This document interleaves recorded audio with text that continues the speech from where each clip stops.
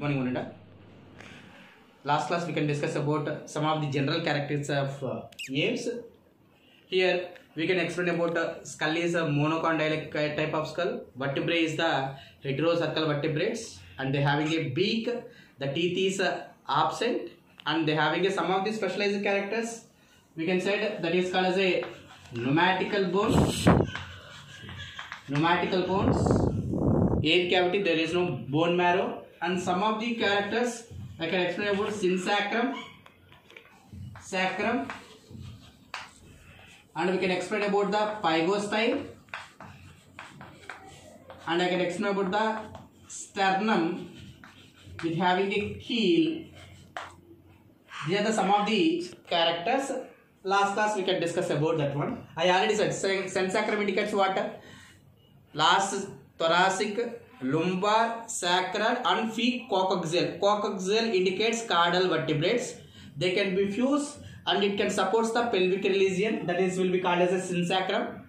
Remaining few caudal fins, it can support the tail, that is called as a pygostyle. And also we can explain about the sternum. The sternum having a keel protruded like this, it can support the attachment of the breast muscles. Here for flying birds, the sternum region, it can be mainly supports for the attachment of the breast muscles. The breast muscles is the pectoris major and the pectoris minor, and then this mainly used for the flying purpose. And then the teeth is absent for extant birds. Now present birds, the teeth is absent, they having a beak. But if you go for extincted birds, they having a, some of the organisms, they having a teeth is present. And then if you observe the digestive system, suppose this one is the esophagus, the pharynx is continued with the esophagus. Esophagus is open into a diluted sac-like structure. This diluted sac-like structure is called as a crop. This crop is mainly useful for storage of the food materials. And then this crop can be divided into two parts. One is the glandular. Glandular means which can secrete a chemical substances, that is called as a glandular part. This glandular part is called as a proventriculus. Ventriculus means midgut. Basically, alimentary canal can be divided into three parts: foregut, midgut, hindgut. Here, midgut is also called as a ventriculus. Below the midgut, the part is called as a proventriculus. From there, chemical substances, that is the enzymes, is releases.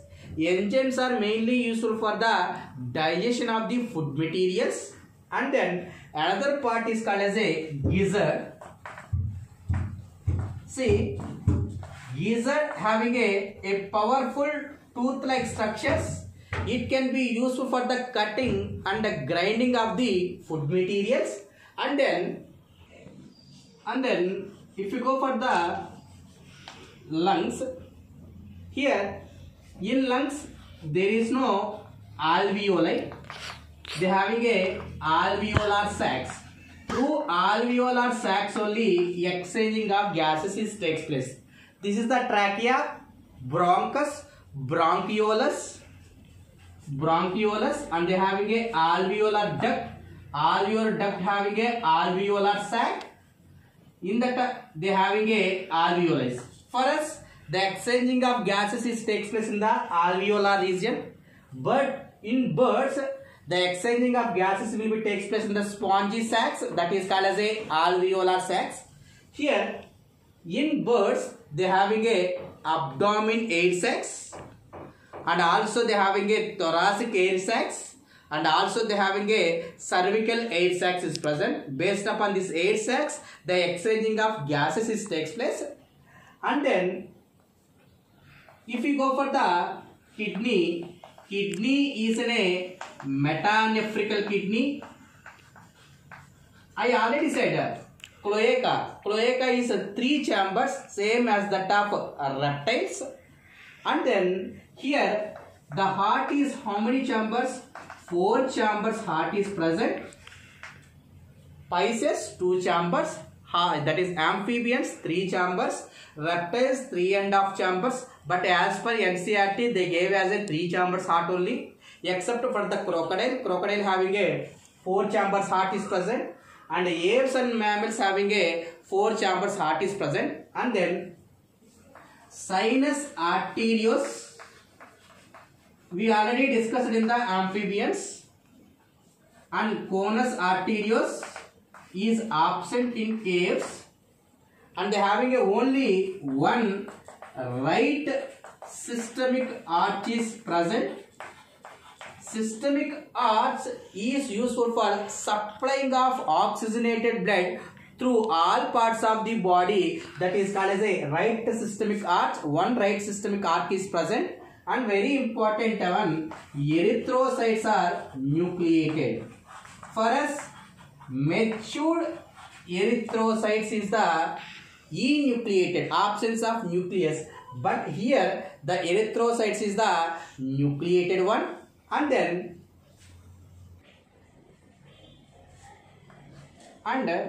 if you observe here, brain is well developed, large, but olfactory lobes are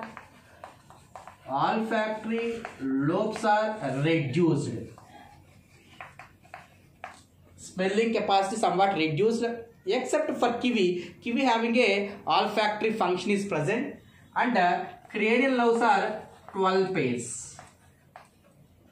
Mammals also cranial nerves is the 12 pairs only. And then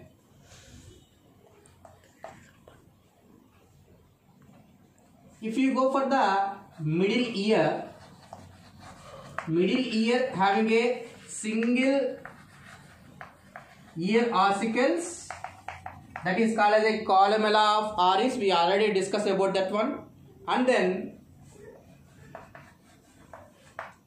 they having a keen sense of vision. Suppose this eye is covered by the sclerotical plate. The outer layer of eye is indicates the sclerotical plate, and inner they having a retina. They having a photoreceptor cells is present. See, before that, this is called as a aqueous chamber filled with a fluid. This one is called as a vitreous chamber filled with a fluid. That is called as a vitreous humor. Now, this retina having a pigments pectins. This pectins can be protruded into the vitreous chamber. And then these are uricotelic ones, which can excrete the uric acid. That is called as a uricotelic ones. Why? Because it can conserve much more amount of water. They are not able to lose the water from the body. And then here they don't have males. They don't having a copulatory organs except for ratites. Ratites indicates flightless birds, that is called as a ratites. Ratites and ducks, they having a copulatory organs is present in males. Remaining organisms, copulatory organs is absent. And then the fertilization is the internal fertilization, and they having a megalecythal and cleidoic egg is present. I already explained about megalecythal and cleidoic eggs in the reptiles. Now we can go for the some of the examples regarding to the aves. And the examples are Corvus splendens, commonly called as a crow, and then Columba, commonly called as a pigeon, Psittacula, commonly called as a parrot, Pavo, that is a peacock, the national bird of India, and then Neophron, that is commonly called as a vulture. Basically, in this aves, in females, In females, right ovary and oviducts are atrophied. Atrophied indicates not able to function or reduced.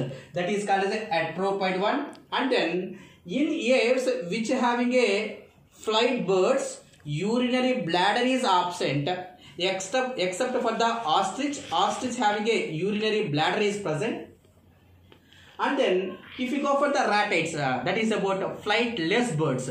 In this flightless birds, what is the differentiation between flight birds and flightless birds means? And very important one, they do not possess syrinx. Here in flight birds, syrinx is present. Syrinx is like our larynx, that is called as a voice box present in the tracheal region. Here syrinx is absent, clavicle and the preen glands are absent. I already said base of the tail they having a gland. That gland is called as a preen glands. And the raft like sternum. Here for us sternum is like this. They having a raft like sternum is present without keel. Here they having a keel. Here there is no keel. And the best example is the Struthiocamelus. Struthiocamelus is commonly called as a ostrich. Tomorrow class we can discuss about the mammals.